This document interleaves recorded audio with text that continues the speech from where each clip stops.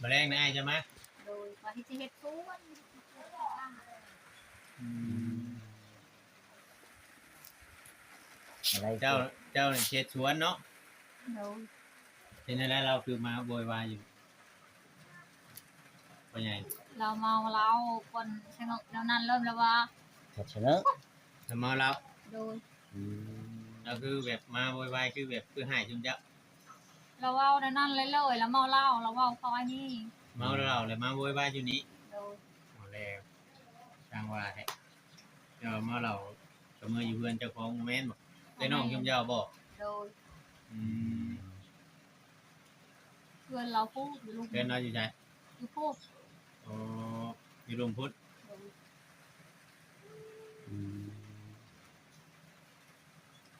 ใช้ได้ยินข่าวว่า ลง สิไปอยู่บ้าน จุ่มเฮาเชียดเวียไปเจ้าน่ะลงไปก่อนจุ่มเฮาเชียดเวีย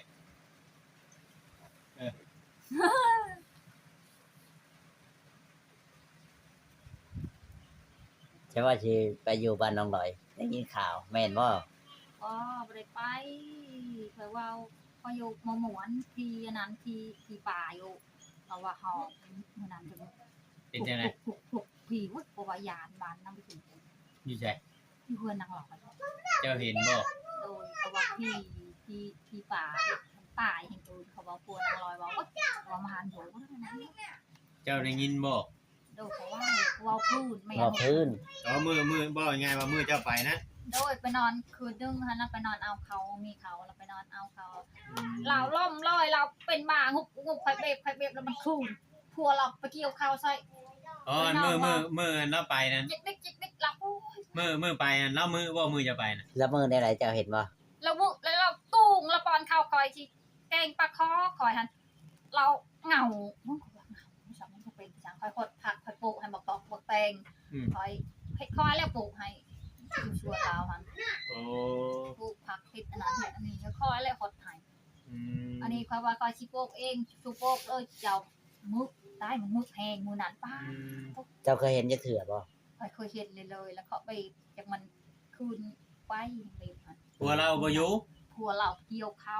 อย่างน้อยตายเพราะว่าเจ้าชุไปโยได้ผัวเราเป็นคนป่านอนมุงเดียวกันป่าเขาบอกไปนอนอยู่พุ่นนะ นอนมุงเดียวกับเจ้า โดยจนเขาไม่อยากไป เอาแล้วบาดนี้สร้างว่าแท้ คือแปลกแท้ มื้อนั้นบ่ มือนั้นเขาว่าไปนอนอยู่พุ่นแล้ววะเหือนมาคุยกวางแต่ไปอยากไปโยกัน บ่เจ้าบอกเราไปอยู่บ่ ค่อยบอกพอบอกไปนอนลูกค่อยหั่นค่อยนอนมุงใหญ่เนี่ยนี่มอนทองหั่น อืม คือเราบอกว่าบ่เคยแล้วนี่ว่าไพ่โคตรปาไปนอนเมื่อคืนประมาณไปเลย บ่นอนมุงเดียวกับเจ้าเห็นอะไรเจ้าบ่ตกใจบ่ โอ้ยคอยตกใจจนคอยชักคอยมาได้ไปแล้วคุยคอยลาวเราคุยปกติ ลาบเลยบัดนี้ พัวเราบกมาเต็มร้อยนะ โอ้ เบา บ่แล้วบ่ได้บายหยังเจ้าบ่ ได้ว่าไปช่างเราเมาเราคือกันลองคุยคอย อืม ก็เลยความประหยัดโยโยนี่นินเองแล้วเพราะว่า ตะกี้ว่าสิไปอยู่น้ำน้อง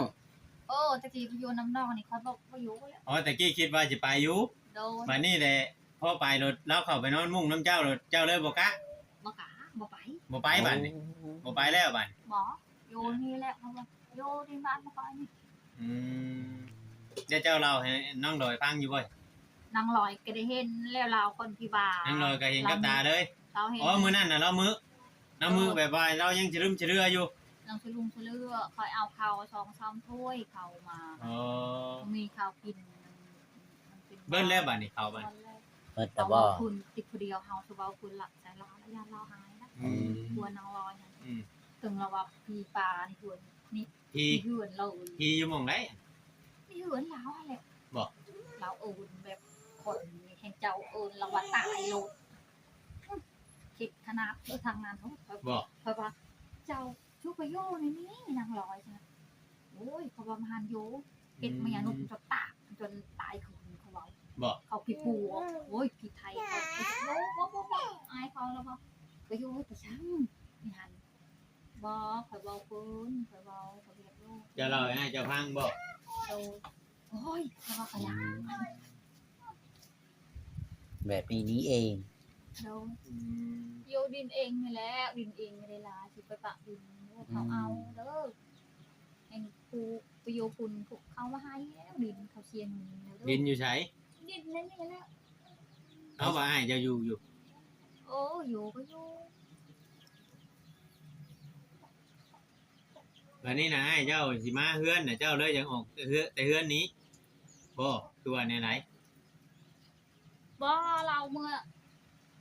เก็ดบุญพี่ เอ้าเจ้าคืออยากไปแต่นี้ซะ เงินที่แรกค่ะนะ ตอนแรกน่ะ อยากไปขออยากไปหักให้เราไปยังให้กบ อ๋อ จะให้ไอ้เกิงไปก้านกบให้กิน โดยมีอาหารกินอย่างโอ้ อ๋อ เดี๋ยวไล่อยู่บ่กบมื้อนั้นน่ะ โหมาได้ชำนาญแบบคนที่บ้าไปยังกบเล่นเมื่อมาได้หากบหักปะโต บ่ได้ตัวเลย คอยไปขุดเอาได้รักษาโตเมื่อกินหัน ไปขุด ลูกเขามาแต่งนั่นแหละ ขุดไล่กบนะ โดย คือได้กบ ได้กบมันเขานี่คูกระโปอันเด็กที่ขุดเอาแถวหน้านั่นน่ะหน้าแม่นุษย์นั่นแหละ อืม ก็เก่งให้ลูกเจ้าขุดไล่ของก เก่ บ ง เนาะ น่ะได้3โตนี่ชมนี่โตใหญ่ เออ ที่ว่าสิไปนอนพุ่นว่าเอากบเนาะ เด้อ เราก็ไปเยืองว่ามื้อที่ว่า เราไป มื้อ ยืมเราบ่ได้ ก็มาเหล่าสิเห็นหยังเนาะ เมาเราปลูกปูงเตงหลังหยับเขาใส่คอย ยับเข้าใส่เจ้าอีก ได้ค่อยสิตี โอ้โห กระดาบอก เออ ปากกูมันเอาไหมดูอีลี่ เอ เมา อ จอยโอ้เพราะว่าสิโตอ่ะน้อง เรื่องจริงเนาะ อู้ จะว่ามันแม่นเรื่องจริงบ่แม่นเรื่องตัวบ่ คนไม่ได้ตัว อ๋อ คนไม่ได้ตัวดอก ย่ำเข้ามาบัดมาขอนอนมุงเดียวกันนี้ เขามาอยากเขามาเฮ้ย มันบ่เต็มบ่มุง นอนมุงเดียวเราเข้านอนเลยบ่หรือ ลูก ว่า ค ไง อยบันไดหลับเข้านอนแล้วเขานอนแล้วเราลุกอีกเราว่ามาขอที่ลุกไปนอนในคุณอีไทยนางลอยไปนอนน้ำพลอยเขาว่าผู้หญิงนอนน้ำพลอยใครแน่อันนี้ผู้ชายน้องขุยเขาขุยที่เขาว่าเขาไม่อยากอยู่เดียวที่อยู่ขุยเว้ยเขาว่าเนี่ยตรงหายโหดเทน้องขุยนี่นะ โอ้ โหดอดีน้องเคยนี่เนาะ โอ้แห่งทั่วสาวแดงใครๆแน่อย่าพูดจักปลาแน่เลยเราอยากนอนหนังลูก เราบ่ได้อยากนอนน้ำป้าเลย บ่อ กับผัวดังร้อยนี่อยากนอนน้ำป้าเอาเลย ทั่วอยู่นางเบนนี่ใครแน่นางขุยนะสองคนเนี่ยตัวนี้ยัง นี่เกิงนี่อันตรายบ่ไอ้เกิง บ่เป็นตาช้ำ แม่นอดีบ่ใช่อันนี้สิขอถามอีกแต่นึงแม่นดีบ่เรามานอนอยู่นี่มื้อเรามานำนี่ นี่เรานอนในเจ้าหนังในเร็วที่เราให้เราไปนอนปุ๊บโอ้โหเป็นคนพิบาลเนี่ย เรามานอนอยู่นี่เด้อมื้อนั้นก็ โดยนอนทางนี้ทางลูกนี่มาได้นอนอยู่ถึงคอยนอนกลางมุงกับลูกคอยน อ๋ อ อน นอนในตอน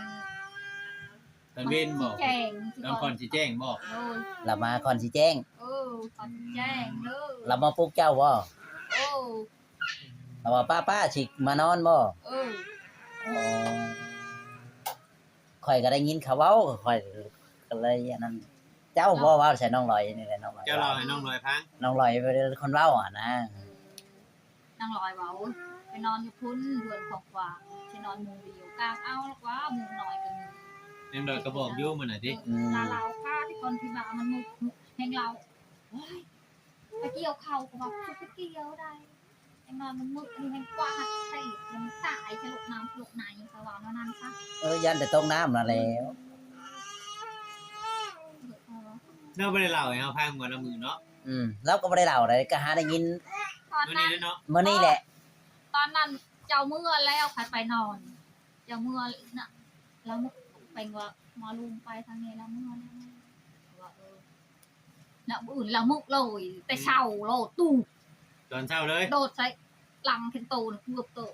เตะหัวก็ว่ากูพี่ช่างลูกเราบอกบางทีลูกเราปักข้างหลังเอาให้ บ่ เตะคอยเบรขาเบรแข็งเลยมึงเขาหนึ่งแล้วคอยเบรเลยเบรไปเบรมาตรงนี้คอยเบรโอ้โหว่าโอ้โหคอยเบรคือแล้วคือเลยดัง เจ้าบ่ตกใจบ่ทีแรก บอแล้วคอยเคยเห็นเลยเคยตกใหญ่ไปโต๊ะ คิดว่าคือข่อยบ่เคยเห็นอยู่ใจหายคือย่านเด้ ยาน ย่านน่ะแหล้ว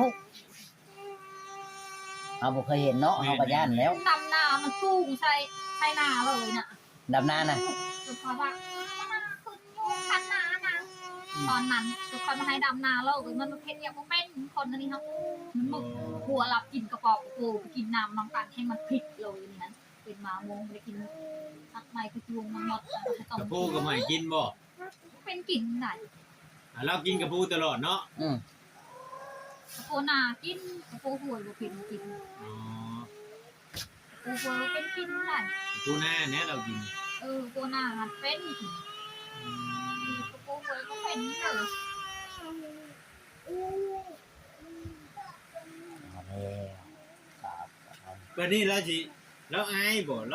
คือในได้เรามาเราก็บ่ขึ้นมาหาเจ้า รู้จักระวังมือเด้อระวังโอ๊ะมือเด้อตามหัวจัง จะว่าแบบนี้ เจ้าให้เราบ่จัก ระวังมือเด้อทำอะไรขึ้นเด้อปากขึ้นกระยาเขาถามจัง nó là con vì lại đưa ให้เราบ่จักเรายังบ่ขึ้นมานี่ là มั một นได้ทายแล้วเราอยากขึ้นเราอยากหนู เพราะมันมื้อเจ้าสิมามื้อนั้นมาตื่นเช้ามาแล้วเราเว้าเนี่ยเราเว้าหยังกับเจ้าอยู่บ่ เราอะไรวางเนี่ย บ่ว่าหยังเลยเฮ็ดคือบ่มีหยังเกิดขึ้น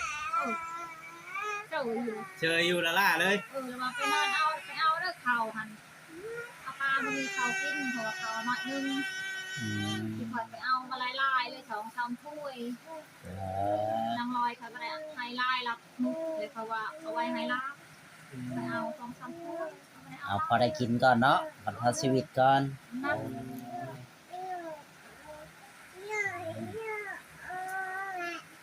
คือว่าแหละเราก็เป็นโรคแบบนั้นอยู่แล้วเนาะ พอมาเอาลายนั้นแล้วเรานั้นเรากินแล้วนั้นเป็นนั่นอะไรก็เอา เป็นตกน้ำลมนี่แหละ ขอยเห็ดส่วนนั่นแหละที่ปกกานี่ ปลูกประกาศมีเม็ดมีในแหละพ่อ นี่แหละ ให้ซื้อมาให้น่ะ ประกาศคอยเอาเทบานประกันใหญ่ โอ้ขอเพิ่นบ่อ๋อ ที่ปลูกบักทั่วนี่ ปลูกได้โยนามันวิทนาผลแล้วมันเริ่มวิทนาผลเลย ที่ปลูกให้มันไหลออกมาเห็ดมันไหลออกมาอื่นนี่คือ เอาไม้เจ้าเอามาใช่ พูดพี่ประชาพูด เจ้าไปตัดเจ้าเข้าพี่ประชาเลย ตัดเอาเข้าพี่ประชา ทาลูกนี่ โอ้จีลูกดื้อยัง เจ้าบ่ย่านบ่ก็ถามมันได้ยังเว้าตรงๆว่าบ่ย่าน ยากเข้ามีปลา มาฝากหาหมอปากพาลูกพาเต้ากินข้าวบางอย่างมื้อนี้นะ จริงเขาจำประเด็กไอ้ลุง จำปาแดก นี่มีอาหารกินเอาเกี่ยวเขาแล้วเขาสุกเอาเบิ่งสิชื่อแล้วไม่ได้เกี่ยวใช่ไหม เอาบางทีบ่ได้เกี่ยวช้ำ บ่เขายังสุกเลย อาทิตย์นี้ได้เกี่ยวอยู่บ่อาทิตย์มื้ออาทิตย์ นี่ได้เกี่ยวก็ อ๋อ กับเบิ่งนะ ประมาณจังมื้อเกี่ยวจังสิได้ 2 มื้อ 2มื้อแม่นแล้วบ่ทงเลยเอาแล้วไวแท้ แปลว่า เขาอะไรหลาย เข้าบ่หลายเนาะ แปลว่านะบ่เข้าบ่ร้ายปานใด2มื้อ จะเอาเบิ่งน่ะมันเสือทางฝุ่นเขาโปกป้าหลายเลยโหยเขาเฮ็ดชวนไหน อืม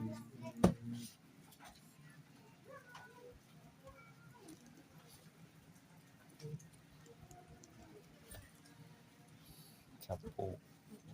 อ๋อตอนแรกนี่เขาเฮ็ดบุญกับไปบุญนี่แล้วเนาะจ้ะ โพสของเขาบุญมื้อนี้มันได้เขาโปกแคน ปลูกแคน โด ผูกแขนแนวได้น่ะ โปกแคนคนตายหั่นแล้ว เอาเลย อ้าวคนตายแล้วก็ผูกแขนบ่ โดยเขาโปกอ่ะบ้านคอยนะบ้านจำโปกอ่ะ บ่ คนตายก็สิปลูกแขน โปกอันนี้นะโปกคนยังทันตายฮันตาย โอ้โห เชื่อว่าปลูกตายปลูกแขนคนตายหัว ว้าโปกคนยังมาทันตายนี่คน อืม เป็น ครบ3มื้อเนี่ยทำบุญเลย 4 มื้อนี่ ผู้หญิงหรือผู้ชาย ผู้ชาย กับผู้หญิง3 โดน อ๋อ เราสิบ่มาอีกบ่อยเกินเราสิบ่มากินเหล้าแล้วเราสิบ่มาพอนอน มาเอ้ย อยู่เพื่อนเจ้าอีกบ่ หมานอนเบื่อก็มาตามเราลูกใครก็ เดี๋ยวแต่แล้วเนาะ ยิงตามเขาไม่ได้หายแล้ว บ่ได้ให้แล้วลูกเนาะ ไปเชียงรายเราเบาพื้นในคนมาเต็มร้อยใครว่านั่นซะ อืม ถ้าเราอยากมานอนขายเรามานอนเนาะ ใครสิหายให้เราแล้วคนมาเต็มร้อยเด้อคนบุรีโง่นั่น แม่นดีบ่ในคลิปบ่เราว่าเจ้าว่าเจ้าอยากได้ผัวหาคนมาเลี้ยงลูกช่วยเจ้าอยากได้ผัวบ่ ว่าได้อยากได้ เจ้าบ่ได้เว่าว่าฉันว่าความจริงนี่อย่าตัวได้ ว้าวโคชิตัวก็เป็นตัว เออ เอาข่อยได้ยิน FC ว่าเจ้าว่า น้ำคิดบ่ล่าว่าเจ้าอยากได้ผัวหาคนมาเลี้ยงลูกซอยบ่ ให้มีหั่นเอาเฮิงให้ลูกไผใหญ่สิก่อนค่อยเว้าแนวนั้นซะ อ๋อ บ่แม่นสิเอาเดี๋ยวนี้โอ้ย โอ้ ละบ่ปลุกไผโพดปะโพยเอาเดี๋ยวนี้ค่อยมาเอาเดี๋ยวนี้ อืม ค่อยเอา จักแล้วเนาะได้ยินเขาว่า เ อยากได้ผัวอยากได้ผัว อยากได้ผัวเบิ่งค่อยเอา อยากได้คนมาเบิ่งมาแยง อื